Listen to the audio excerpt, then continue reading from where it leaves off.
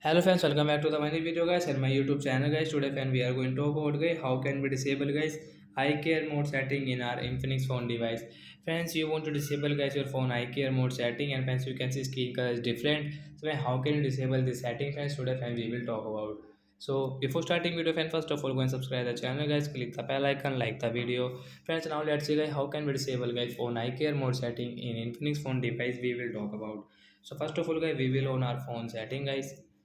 So after on phone setting, we will scroll it friends. You can see this tab setting in your Infinix phone. So friends, you will have to click on guys your phone display and brightness setting guys. Tap on display and brightness.